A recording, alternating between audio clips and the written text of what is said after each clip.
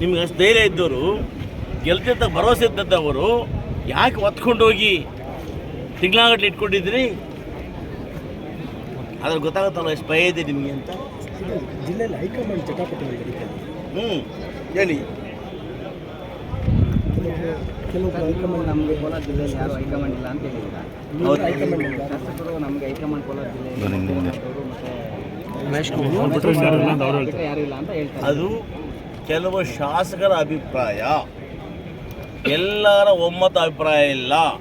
ವ್ಯಕ್ತಿಗತವಾಗಿ ಅವ್ರ ಪ್ರೀತಿ ಗೌರವಗಳಿಂದ ಒಬ್ಬ ನಾಯಕರು ಅಂದ್ಕೋಬೋದು, ಅದು ತಪ್ಪು ಅಂತ ಹೇಳೋದಿಲ್ಲ.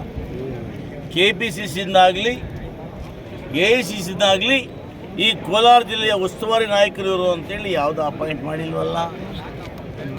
ಅವರವರ ಅನುಕೂಲಕ್ಕೆ ತಕ್ಕಂತೆ, ಅವರವರ ಭಾವಕ್ಕೆ ತಕ್ಕಂತೆ ಅವ್ರವ್ರಿಗೆ ಯಾರು ಪ್ರೀತಿ ಇದೆಯೋ ಅವ್ರು ಹೇಳ್ಕೊಬೋದು.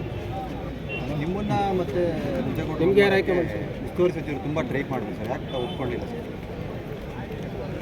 ನಂಜೇಗೌಡರ ನಾನು ಟ್ರೈ ಮಾಡೋಕ್ಕೆ ಯಾವತ್ತೂ ಪ್ರಯತ್ನ ಮಾಡಿದರು. KGF ಬಂದಿದ್ದು ನೋಡಿ, ಎಲೆಕ್ಷನ್ ರಿಲೇಟೆಡ್ಡು ಬೈರತಿ ಸುರೇಶ್ ಅವರು ಮನೆಯಲ್ಲಿ ನಡೆದ ಸಭೆಗೆ ನೀವು ಬೇಡ ನೋಡಿ, ಒಬ್ಬ ಜಿಲ್ಲಾ ಮಂತ್ರಿ ಆದವರು ಎಲ್ಲ ವಿಚಾರಗಳನ್ನು ಕೂಡ ಎಲ್ಲ ಶಾಸಕರನ್ನ ಸಮನ್ವಯ ತೊಗೊಂಡು ಹೋಗ್ಬೇಕು. ಒಂದು ಕಣ್ಣಿಗೆ ಸುಣ್ಣ, ಒಂದು ಕಣ್ಣಿಗೆ ಬೆಣ್ಣೆ ಇಡಬಾರ್ದು. ಆ ಪರಿಸ್ಥಿತಿಯಿಂದ ಇವತ್ತು ಈ ರೀತಿ ಆಗಿದೆ. ನಮ್ಮನ್ನು ಯಾವುದೂ ಸನ್ಮಾನಕ್ಕೆ ಕರೆದಿಲ್ಲ, ಯಾವ ಸನ್ಮಾನವನ್ನು ಅವ್ರು ಹೇಳಿಲ್ಲ. ಆಯಿತಾ, ನಾವಿವತ್ತು ಚುನಾವಣೆಗೆ ನಿಂತಿದ್ದೇವೆ, ಸ್ಪರ್ಧೆ ಮಾಡಿದ್ದೇವೆ. ನಮ್ಮ ಹೈಕಮಾಂಡ್ ಏನಿದೆ, KPCC ಅಧ್ಯಕ್ಷರಾಗಿರ್ತಕ್ಕಂಥ ಗೌರವದಿಂದ DK ಶಿವಕುಮಾರ್ ಅವರು, ಮುಖ್ಯಮಂತ್ರಿ ಸಿದ್ದರಾಮಯ್ಯನವರು, ಅವ್ರ ಬಳಿ ನಮ್ಮ ಅಹವಾಲು ಹೇಳ್ತೇವೆ.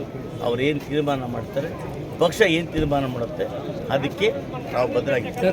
ಸರ್ ಒಂದೇ ರಾಜೀವ್ ಕಾಗೆ ಅವರು ಸರ್ಕಾರದ ಬಗ್ಗೆ ಅಸಮಾಧಾನ, ಯಾವುದು ಅನುದಾನ ಬರ್ತಾ ಇಲ್ಲ ಅಂತ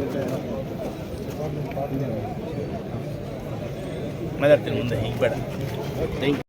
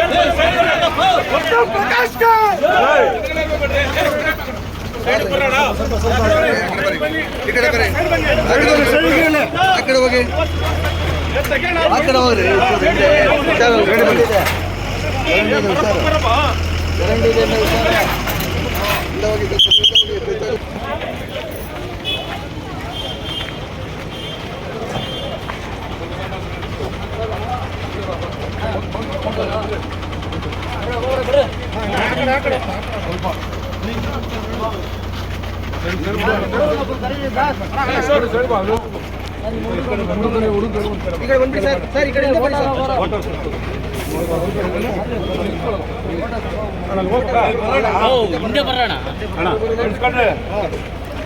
ಎಷ್ಟಿದೆ ಸರ್? 55.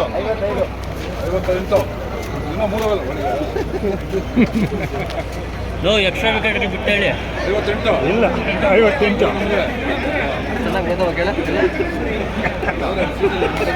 ಚೆನ್ನಾಗಿ ಮೈಸೂರಣ ಸರ್, ಮೇವು ಹಾಕಿದ್ದೀರಾ? ಮೇವು ಚೆನ್ನಾಗಾಗತ್ತಾ? ಈ ಕಡೆ ಬಣ್ಣ ಎಲ್ಲ ಯಾವ್ದು ಕೊಡ್ತಾರೆ?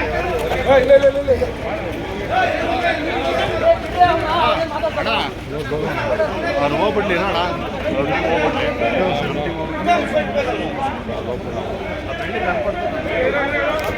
ಇಲ್ಲ ಬಿಡ, ಅದೇನು ಸಮಸ್ಯೆ ಇಲ್ಲ. ಎಲ್ಲಿ ಹಿಡಿತಿದ್ದೀರ ಅಷ್ಟೇ ಇಲ್ಲಿಂದ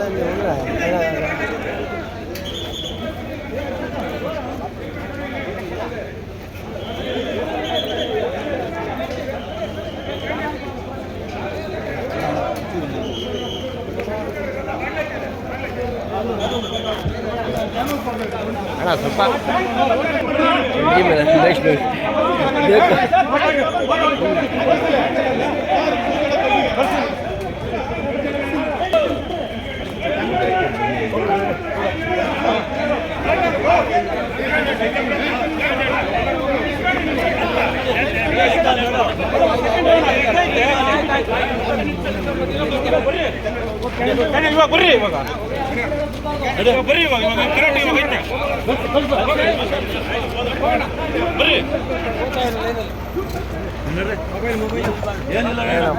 ಡಿಮಾಂಡು ಅಲೋ ನೀವು ಮೆಂಬರ್ ಆಗಿದೆ ನಿಮಗೆ ಡಿಮಾಂಡ್ ಇತ್ತ ನೀವು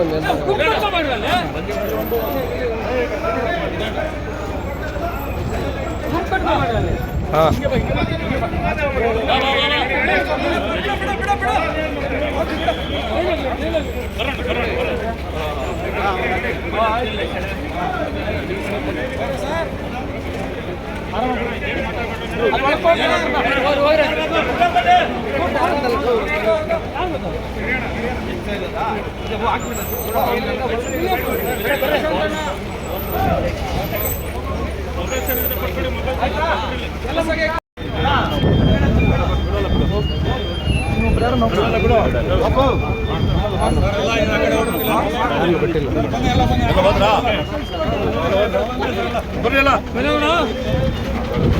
ಎಲ್ಲ ಹಾಲು ಉತ್ಪಾದಕ ಸಹಕಾರ ಸಂಘದ ಅಧ್ಯಕ್ಷರಲ್ಲಿ ವಿನಂತಿ ಮಾಡಿದ್ದೀವಿ.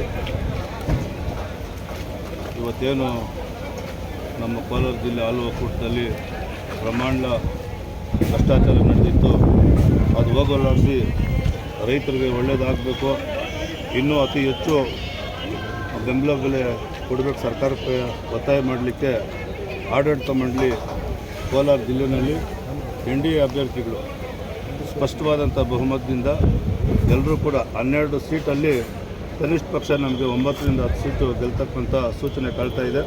ಪ್ರತಿ ಹಳ್ಳಿಯಲ್ಲೂ ಕೂಡ ಮತದಾರನ ಭೇಟಿ ಮಾಡ್ಕೊಂಡು ಬಂದಿದ್ದೀವಿ. ಹಳ್ಳಿಯಲ್ಲಿ ಕೂಡ ಸ್ಪಂದಿಸಿದ್ದಾರೆ ನಮಗೆ ರೈತರು. ಹಾಗಾಗಿ NDA ಅಭ್ಯರ್ಥಿಗಳು ಗೆಲ್ಲೋದ್ರಲ್ಲಿ ಯಾವುದೇ ಸಂಶಯ ಇಲ್ಲ. NDA ಬಾವುಟವನ್ನು ಕೋಲಾರ ಜಿಲ್ಲಾ ಹಾಲು ಒಕ್ಕೂಟದ ಬಾವುಟವನ್ನು ಆರಿಸೋದಕ್ಕೆ ಯಾವುದೇ ರೀತಿಯಾದಂಥ ತೊಂದರೆ ಆಗಲ್ಲ.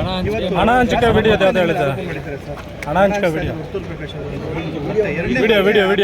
ಹಳೇದದು ವಿಡಿಯೋ ಅಂದ್ರೆ ನಾನು ಯಾರಿಗೋ ಬಡವರು ಸಹಾಯ ಮಾಡೋಕ್ಕೆ ಬಂದಿದ್ರು, ಕಾಸು ಕೊಟ್ಟಿದ್ದೆ. ಸುಮಾರು ಒಂದು 3-4 ವರ್ಷದ ಹಳೆ ವಿಡಿಯೋ ಅದು ಅದು ಇವತ್ತು ನೆನ್ನೆ ಮೊನ್ನೆದಲ್ಲ, ಸತ್ಯಕ್ಕೆ ದೂರವಾದಂಥ ವಿಚಾರ. ಕೊಟ್ಟಿದ್ದಲ್ಲ ಅದು, ಇದು ಹಳೆ ವಿಡಿಯೋ ವಾಪಸ್ ಕೊಟ್ಟಿದ್ದಲ್ಲ, ಬೇರೆ ವಿಚಾರಕ್ಕೆ ನಾನು ಸಾಲ ಕೊಟ್ಟಿದ್ದೆ. ಅವ್ರು ತಂದು ಕೊಟ್ಟರು ಅಷ್ಟೇ. ನಿನ್ನೆ ಮೊನ್ನೆ ವಿಡಿಯೋ ಅಲ್ಲ, ಅದು ಹಳೆ ವಿಡಿಯೋ, 2 ವರ್ಷದ ಹಳೆ. ಯಾರು ಟಾರ್ಗೆಟ್ ಮಾಡೋಕ್ಕಾಗಲ್ಲ. ರೈತ ಬಾಂಧವರು ಇವತ್ತು ನಮ್ಮ ಶ್ರೀನಾಥವರು ನನಗೆ ಒಂದು ಭುಜ ಕೊಟ್ಟು ಆಶೀರ್ವಾದ ಮಾಡಿದ್ದಾರೆ.